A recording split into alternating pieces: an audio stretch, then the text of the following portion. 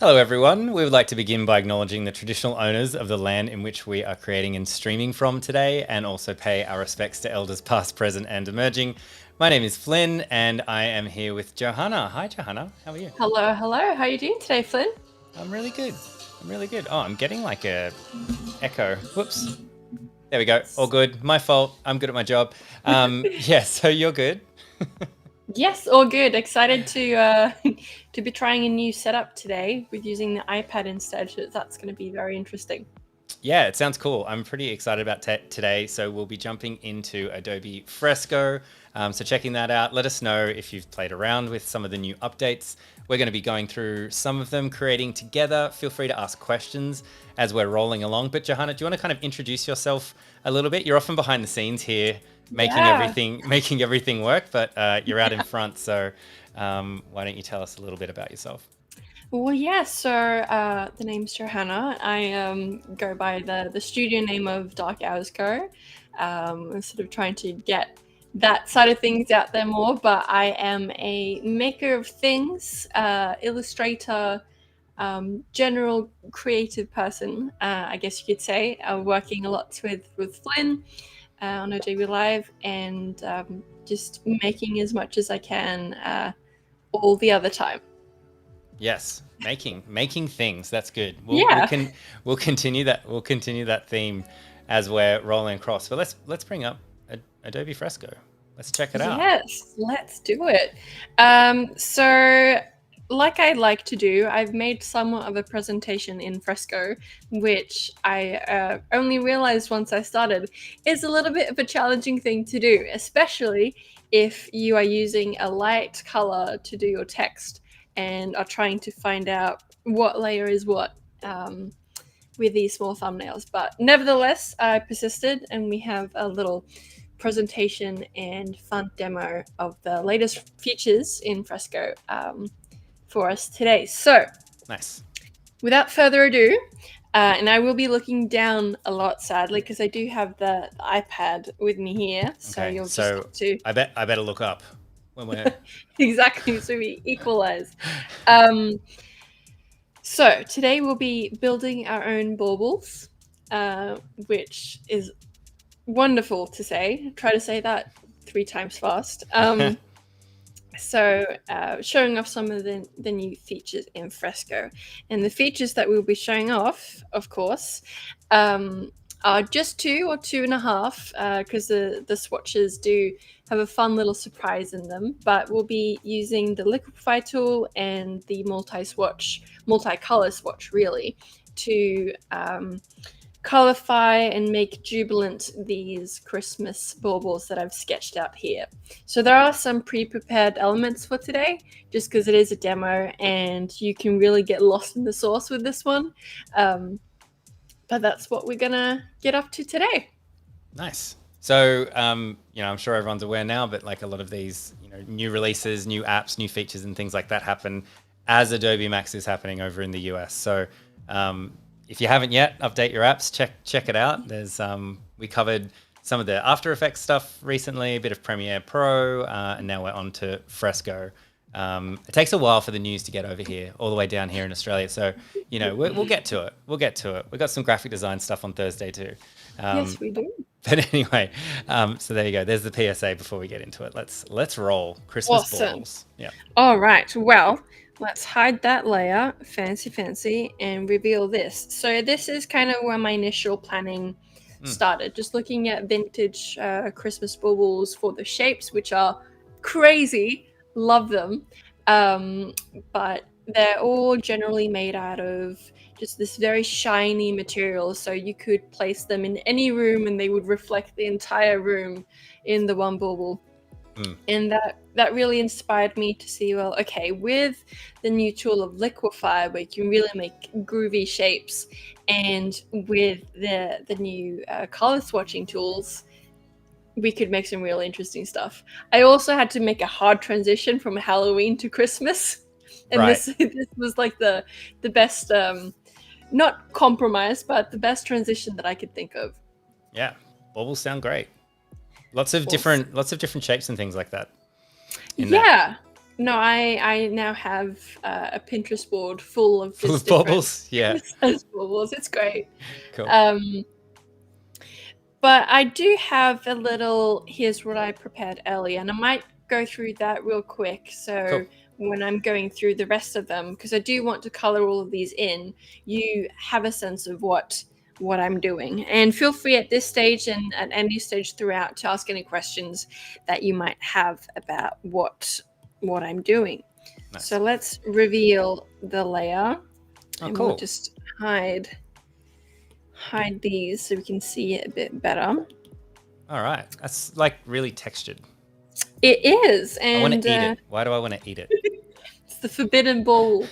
And if you know me, you know that I do love textures. I'm just going to actually quickly just make that line a little bit more apparent, which is like the wire or whichever that the bauble is hanging from.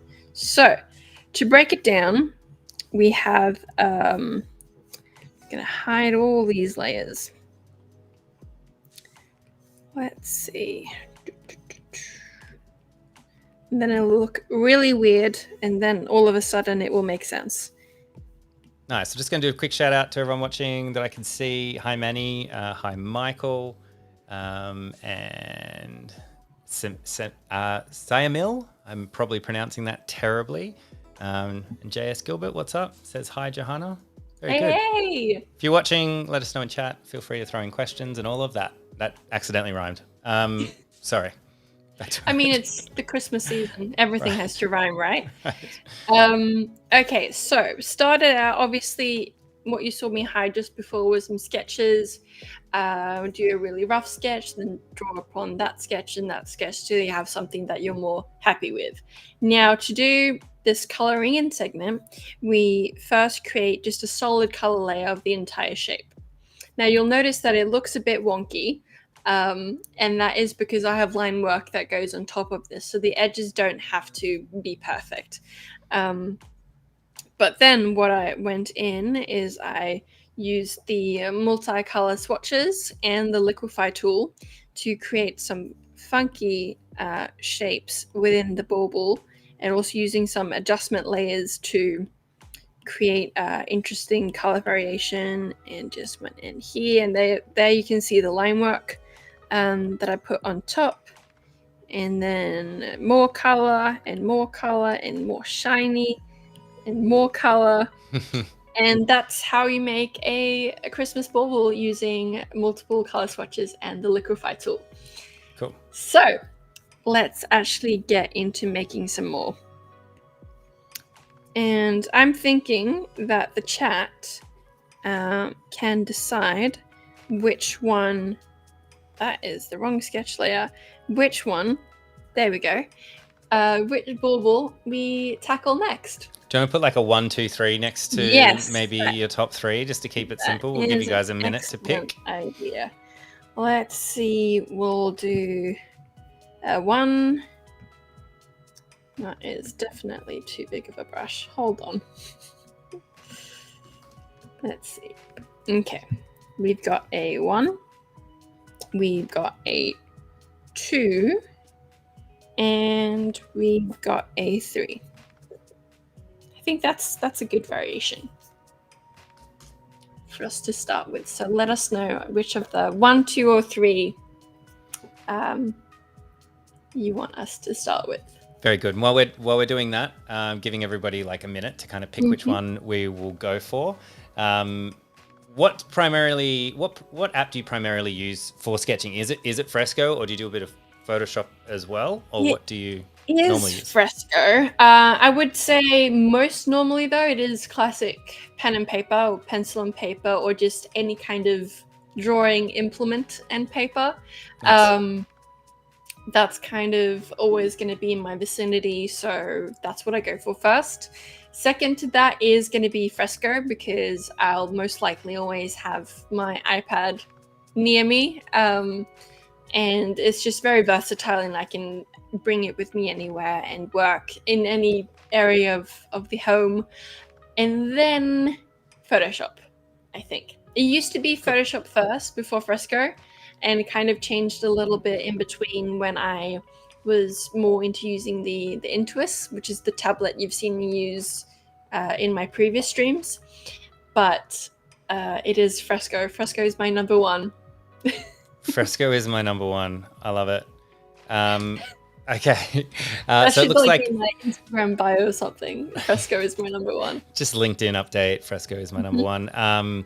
So it looks like 3 is the vote, which is the heart-shaped one, followed by 1. So I think if we're doing, in order, if we get that far. So let's start with 3. Thanks everyone for voting. Perfect. Yeah, thank you. I'm Always just fun. so indecisive, so this was great. So let's then, what I'll do first is just select this, not like that though, select it like so, and just copy it out of the big group, because I've drawn all these baubles on the same layer, and I'm just going to copy it out and paste it onto a new layer so I can have a little bit more control of what I'm doing.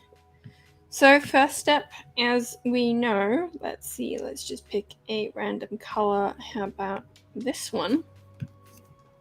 Is to fill in the shape. And I'm going to do that quite haphazardly because I do have this strong outline that I can rely on. So these lines don't have to be neat, and we can just be quite quick with it. And this will then become the basis of our clipping mask. And we can go crazy with all the tools, but it will all still be contained in the one place. And if that didn't make sense, it will make sense very soon. This is like a base shape, like it's like putting a primer on a it's the foundation. It's the foundation. Okay, cool. Yeah, we don't need a new analogy. I don't know why I'm. It's okay. Like what was wrong with my foundation analogy? No, it was fine. I don't know what's going on. Let's see. And when it comes to color, do you use swatches? Do you find reference? Do you just kind of go hell for leather and see what works? Honestly, all of the above, and especially now with these new multicolor swatches, where you have all these funky shapes and everything. I'll just pick one to show you real quick here. Obviously, I did that in the clipping mask. It's not going to show up, but here you can see got really funky multicolor stuff, and depending on the brush that you're using, it also gives the swatch that you picked, the swatch color, interesting characteristics as well. So since I've picked quite a textured brush, it is giving that texture to the edge of the image that the swatch is made out of. Right. Now, if I'd chosen, let's see, let's try this one.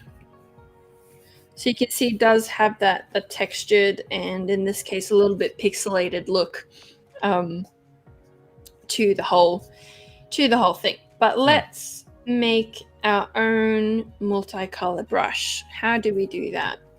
So first we go into one of my many libraries of color. Yeah. Wow. Okay. I collect quite a few. So I'm just going to scroll down until I find a palette that I'm jiving with. I think it's this one here. There's so many color palettes. So many. You gotta have a lot. The tricky thing now is just finding the exact same one again. Let's see. I'm sure we can find it. It stood out to me once. It can stand out to me again. Let's see. Aha. So I realize, picking quite similar colors to what the previous bauble was, and with all of these, I'd like them all to kind of look like they belong together, but have their own sort of distinct colors still. But as you can see, I do have quite a lot of colors to work with here. So what I'm doing now is just basically creating my stamp, which will be the basis of this multicolor swatch. And I think, yeah, we can stick with 4. So then what you do is you press this, double tap this circular button to the bottom right. I don't actually know what this is called. Ooh, homework. Yeah, I should know that, but I don't, so that's fine. And then you'll just hold down, and nope, that's the wrong one. No, actually, that was the right one. And if you look here in the top left where you see the swatch, and you see the color, it does look that there's multiple colors inside of that swatch. So then when we use it, we can see that multiple colors are showing up. Now, not getting too much of the lilac. So let's do that again and see if we can get, and actually if we move our finger around, we can also see in the swatch in the top left what colors we're actually picking up, which is pretty cool. There we go. This is much more. And what I like with this brush too is we get different colors, whether we go down or whether we go up with the brush. And I think that's just because this is a chiseled brush. And so with just the 3D-ish nature of this brush, you can get all those perspectives. But let's now... The touch shortcut is what it's called. Touch shortcut. That would make sense, wouldn't it? Makes sense. Very literal. Exactly. Much like the foundation, it's the touch shortcut. Okay, so a wise person could have guessed, but today I'm a drawing person, so I'm not focused on being wise today. But let's just add in... I love that already. Right? It's pretty neat. And kind of just do a little bit of something. We'll see. And it absolutely does not have to be perfect at this stage. And I think I'm pretty happy with that. That's cool. Now we'll go into Liquify, which is my new most favorite tool, where we can warp and make really just out of this world. So Liquify, as you know, as seen in Photoshop. As seen in Photoshop. Right. Okay. It's really cool to see like features from other apps kind of come into something like Fresco that's kind of been very, very recently built from the ground up. The way that Liquify behaves in Photoshop is kind of interesting of itself. Like it opens up a new interface and kind of the way that you move around. I know there's a faster way to do it now, but so often it like brings up this big interface. But here it seems to be going like really smoothly and very quickly, like responsive. Like it's very responsive, which is pretty impressive for something like an iPad.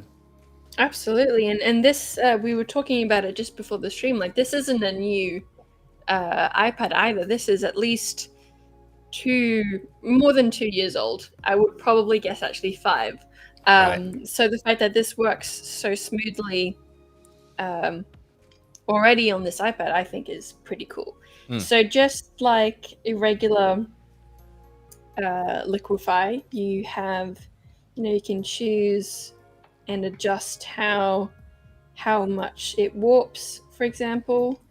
So you can move things around and kind of readjust all the curves. But I think I like it the way that it is now. But in case I warped it a little bit too far, we did the time warp a few too many times.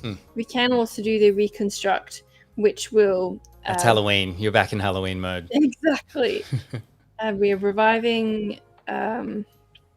from the dead. I don't know. I tried to follow along with the Halloween, but let's just leave it at that. But you can undo and adjust and sort of restabilize anything that you need. But let's say we're happy with this. And what we want to do is actually drag down this so it is neatly within the clipping mask that we just drew before. Nice. So now we have a great basis for a Christmas bauble. And what I will do now is not have the touch button selected, but just the regular brush. So it's a regular eyedropper. And then I'll just go in and kind of adjust a little bit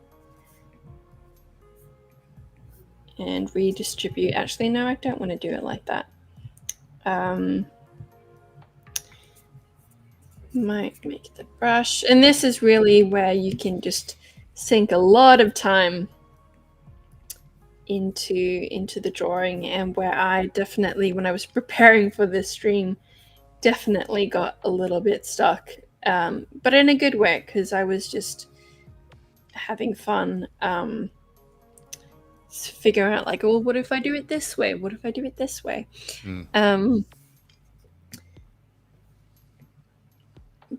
But let's see. We'll do a gold here up top. Now, something else that I really like to do is adjustment layers, to really get as sort of funky as possible combinations in my little clipped mask area.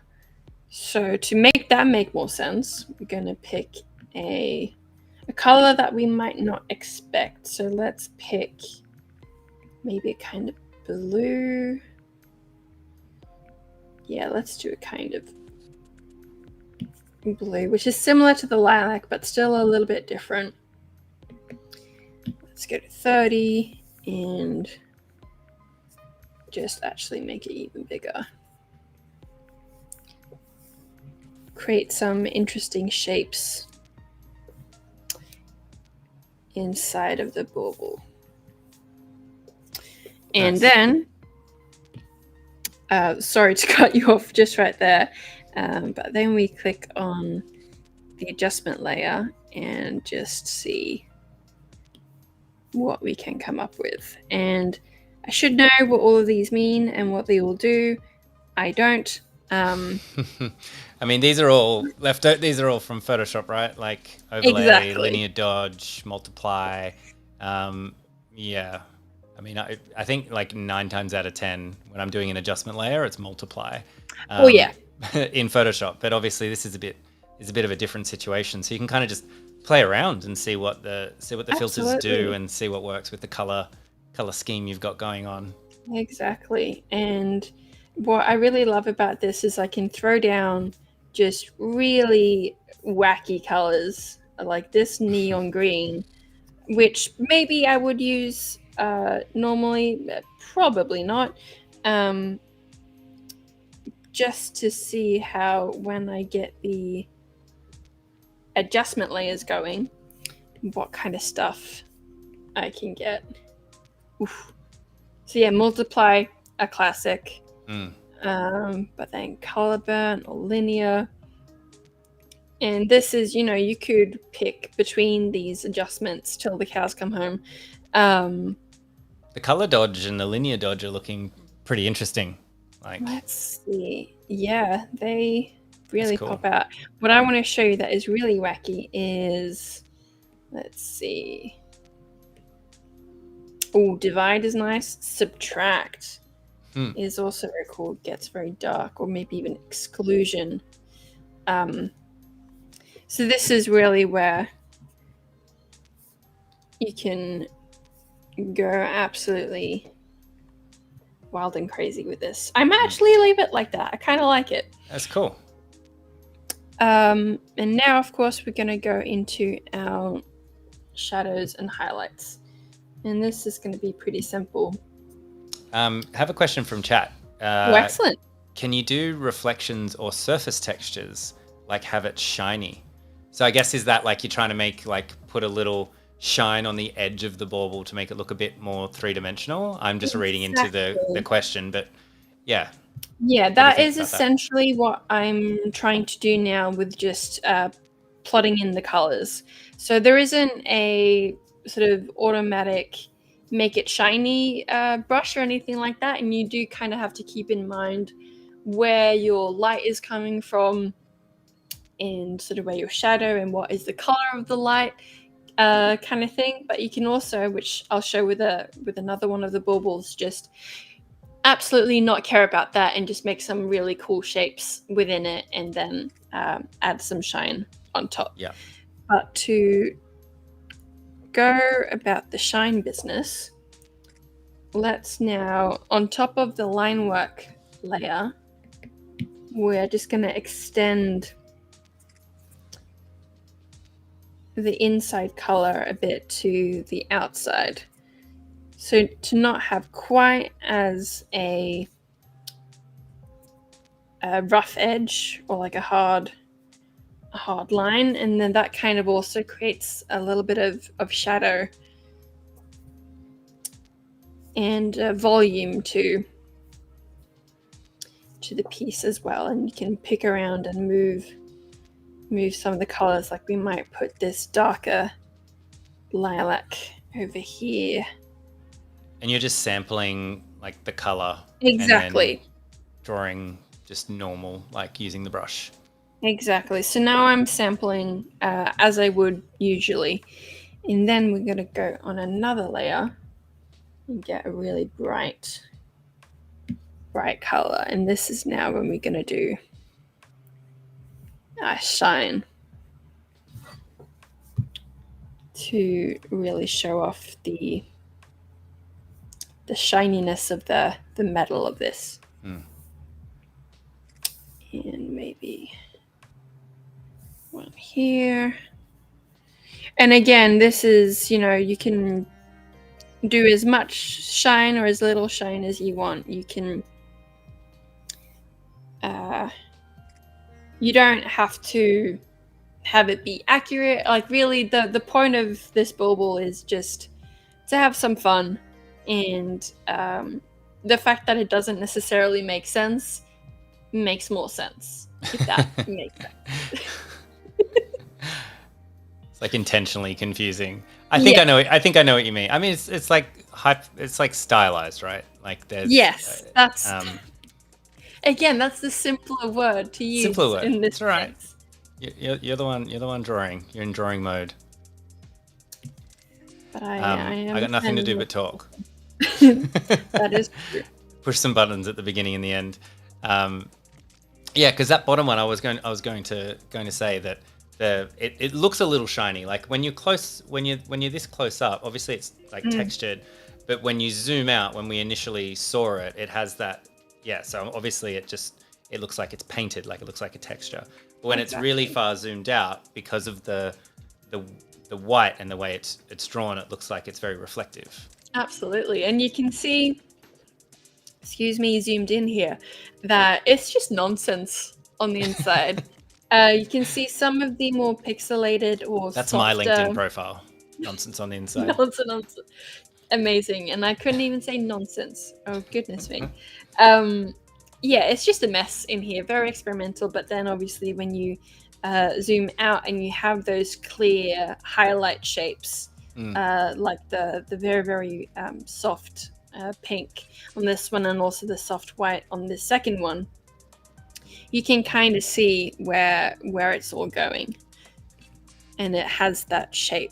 Because as much as we have the funky, groovy, tubular inside, we have an organized shine on the outside, and that kind of makes it all make sense. Yeah. But to explain that a bit more, let's just hide that. Or to make it make even more sense as a shape, we are just going to create one last shadow. Let's see. Let's have it while you're doing that, there is a question. Another one. So can you anti-alias the edges? So I'll jump in on that. So I think because we're using the pixel brush here, it's all pixels. So if you zoom in super, super close, you'll notice that they're all painted pixels of varying color and just color basically. If you wanted to have something that looked sharp, you could use the vector brushes. So let's say Johanna wanted to create all of the texture on the inside, but wanted a very crisp, like anti-aliased kind of edge, then I would suspect, and Johanna, correct me if I'm wrong, I would suspect that you would create the shape exactly as you've done, but you would basically outline with a solid color. Absolutely, yeah. You definitely don't need to have these having basically what's on the inside of the bauble go on top of the outside lines. You can definitely keep, you know, having that crisp edge, and it also depends what brush you're using as well. So I'm using, let's see, the Carlos Paint Box, no surprises there, Gouache Blair 30. And I'm messing about with the sizes a little bit as well. Now, if I would have been using a solid round brush, you would have a much more crisper edge because you don't have all that funky texture going on. But I'm a big fan of that, so I have to have the texture. Yeah, cool. I hope that helps. Let us know if that answers Yeah, I the hope question. that answers your question. Since I am in drawing mode, my brain is in Flynn's hands. So hopefully our brains combined can solve all your questions. Combined, we have the mind of a single person, which is great. Yeah. Let's see. We're about halfway, by the way, everybody. So if you've got any questions, more questions, thank you, Gilbert, for throwing in some of your questions. It's great. Amazing. That's what we're here to do. Here to help out. Here to chat about it. Any questions about the app specifically, like Fresco or Photoshop, or what you would use differently? What's Johanna's favorite color? Whatever you like, throw it in. Those are some good questions. One of which I don't know if I have the answer to. I guess you'll only find out by asking. Now, what I'm doing, the final step, is I'm just creating an overarching shadow that I just realized I could have clip masked or done a layer or mask, whatever, on top, but I didn't. That's cool. You're just demonstrating the multiple ways that you can do it, so that makes sense. Exactly. Yeah. So you could have just kind of really roughly kind of drawn a shape over the top, gone back to the layer that had the clipping mask shape on it, and then applied it to clip it in. Or you could have done it the way that you just did it, which is just applying it onto a layer and then erasing back in. So I don't know if I like it. Let's see here. But that's the fun thing about this technique is, or drawing digitally, I'll say, is you can very quickly swap and change what you're doing if it's not working. And this is, I'm on the fence about it. I'm not sure. So I'm gonna remove it so we can get onto another bauble in just a minute, because I'm going to show you one final neat trick, which is the ruler tool. So here I like at the how bottom, it's like an old school ruler. It's like a drawing ruler that I used in design school or something. See all the notches in it. Yeah. Very fun. So I'm just going to use this ruler to, it's too thick, to create the string that is holding this bauble in place. Cool. And did you just get like a black charcoal kind of and kind of paint around the edge so it doesn't look like it has a crisp edge on this artboard? Is that what's happening? Because it looked like so what I did, very similar to I can show you exactly what I did. So I went here to the drawing aids, which now includes a circle and the polygon tool, which is amazing. Very cool. But I did just go to the square. Oh, you can see it already selected. And I, much like I used the ruler to create this line here, I made the square, drew inside of it on a separate layer, then removed the box line work. And then what remained was just this kind of textured edge. It looks really cool. That's something I like about it. It's just nice that it's not a clean box, which is really cool. So we've got another question as well. Do you use Adobe Fresco more often than Adobe Photoshop? I do nowadays, yeah. Yeah. I do like jumping in between, because it does. There are things that I can do in Photoshop that I can't do in Fresco, and there's things I can't do in Photoshop that I can do in Fresco. I don't know if I said that the right way, but Yeah, they both have you their did. strengths, right? Totally. And sometimes all that I want to do is see exactly what I'm drawing and just do scribbles, but sometimes I want to have a little bit more control. For example, with animation, even though we have some very new and exciting animation tools here in Fresco, which we probably won't have time to get to today, Photoshop is sort of where animation started for me. So there are still sort of some creature comforts, I guess, with animating in Photoshop as opposed to animating in Fresco, which is not dissimilar. They are very similar, and just takes some getting used to. Yeah. Manny did ask, what are your favorite colors? And I will also add that JS said that your favorite color is purple. So I don't know if you already know the answer to that or just like, it's purple. I am partial to purple. I will say I don't really, not anymore do I like to sort of say, well, my favorite color is this. No offense to anyone that does have a very favorite color, but I like working with all of them. And it's more maybe that I have like seasonal favorites, perhaps. Right. So at the moment, it's very much green and purple, or like green and lilac. I really like that combination.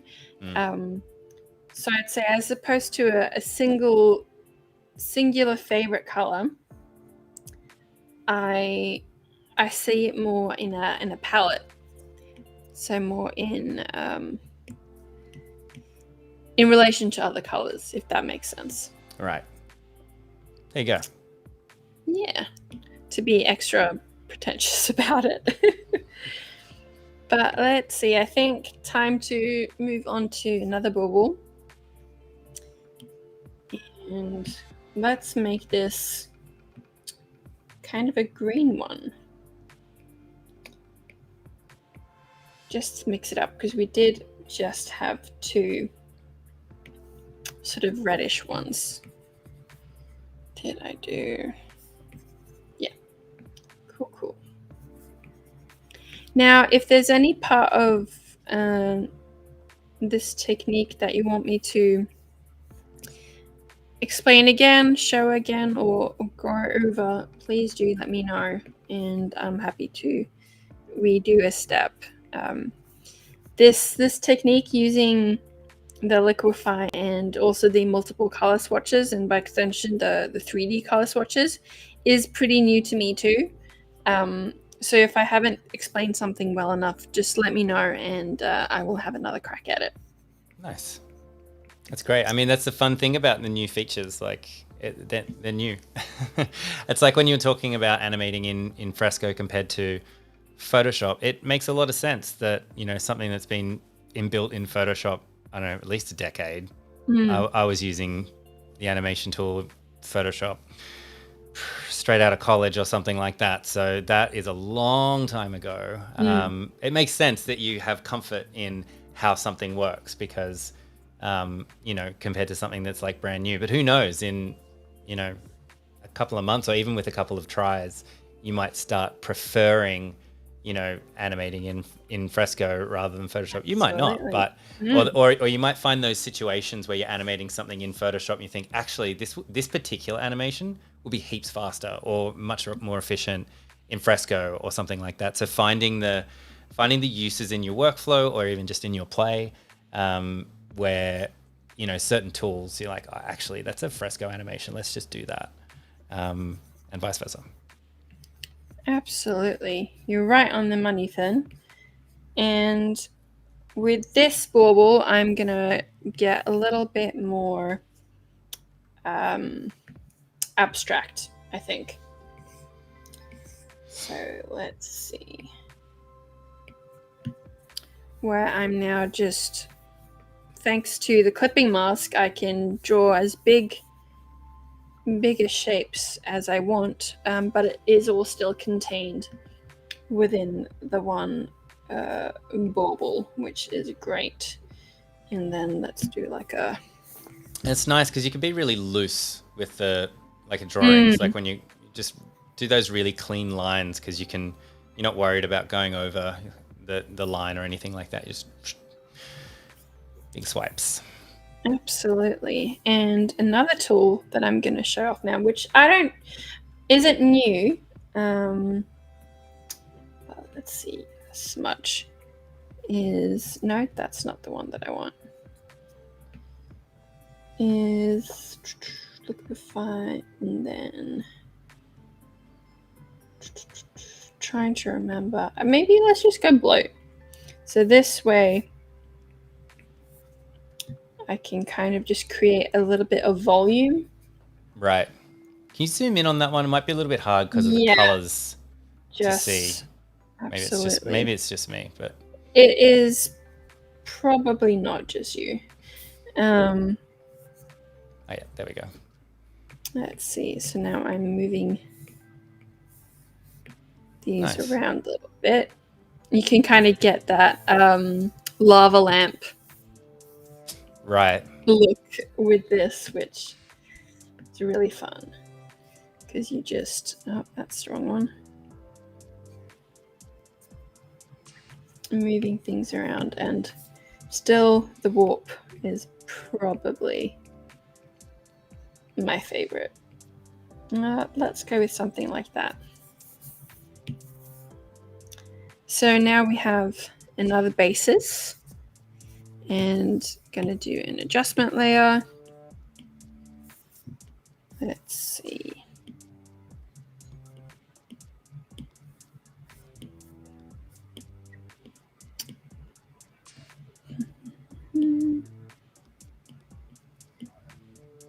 Yeah, let's do a color dodge. Hey, that looks nice. That looks fun. And then we can always go in after the fact and regain back some of the texture that Liquify just kind of smooths out. Oh, right. That's cool. So you could just, if you wanted to, you could just kind of go around the edge with exactly the eraser, or you could go around the edge with a new brush. That's cool. Yeah, I was wondering if this one was going to be less textured than some of the others, but yeah, just very quickly you can bring it back. Exactly. It's back. Now I'm just doing a textures back. All right. In my head. And I was thinking Bender from Futurama. I was just thinking it's back. Oh, there you go. Funny where our minds go. Never to the same place. never to the same place twice. Absolutely. Okay, I'm pretty happy with that, how that's looking. But you can see that there's quite a lot of big space here in the middle, and that's because I want to show another trick, or kind of show it again, but show it better. So we're going to bring out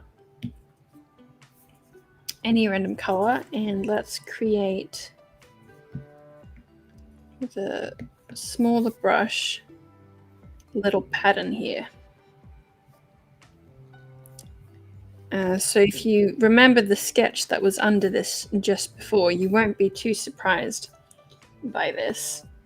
But we're going to put that, let's see, about there. And then we're going to go into the Liquify tool and go bloat.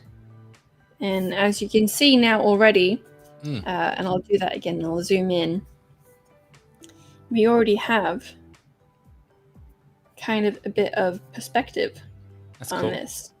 So we can drag out and sort of adjust the line work that we've just did. So have a complete just straight up flat line work that we can then just lower the opacity of, because now that's pixelated and not as crisp and nice.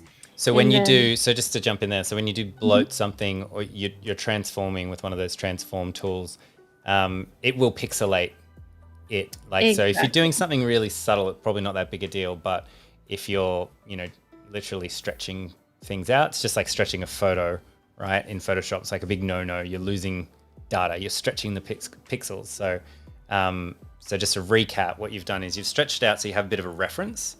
So you got the bloat, bit of a reference, and then made that transparent, and then just going back over it again with your brush so it looks nice and clean. Exactly. Cool. And being a tad lazy about it, but for the sake of time, be lazy. Show us how to be lazy. We all need to know how to get things done with the least amount of effort as possible. We all need that. Now, what I want to do is once again go into these juicy adjustment layers and just see if we can kind of give the idea of maybe it's like a foil on top of the color. If that works, it might not. But again, just see like, okay, what colors react in what way?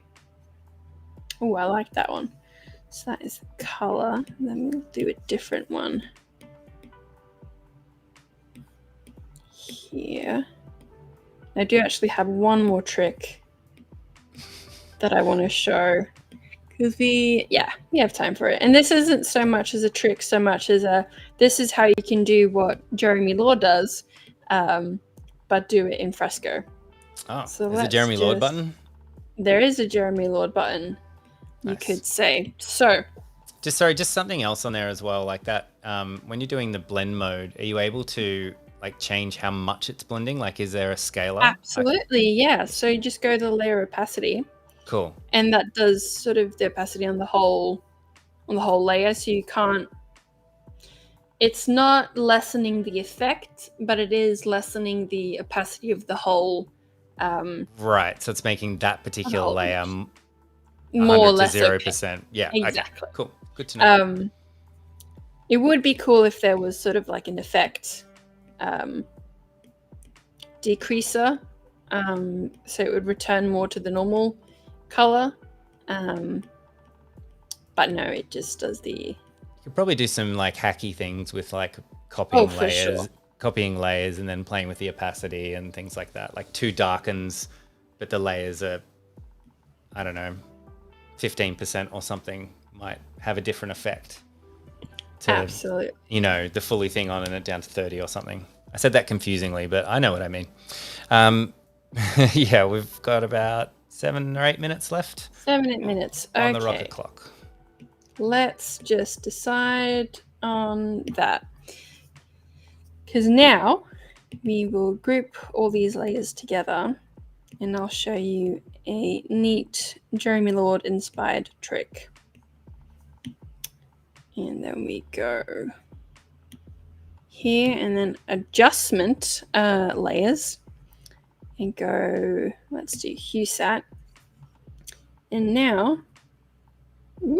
that is doing it to all of it, but let's not do it to all of it. Let's do it just to the, 1 second. Let's do it just to this one here. Okay, so now that's locked in and clipped to the layer group that we just made.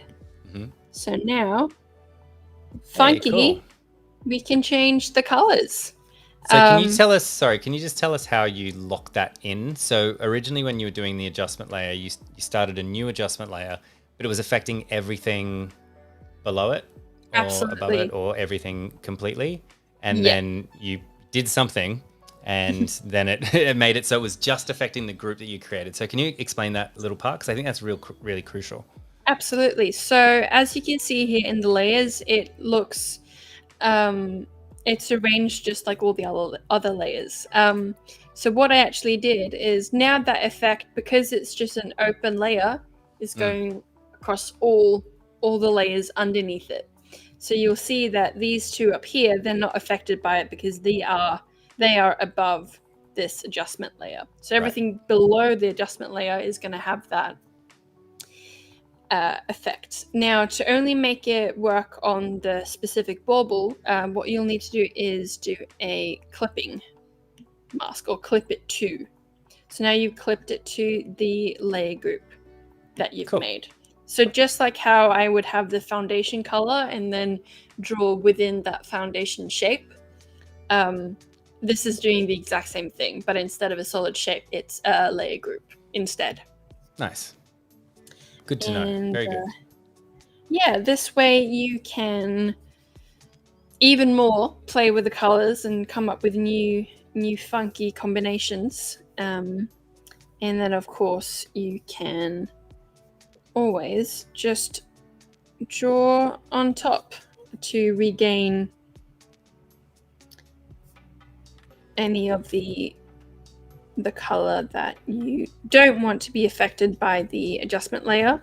And I just realized I probably have blend mode is what I've been calling adjustment layer this entire stream, and what I just did now was the adjustment layer.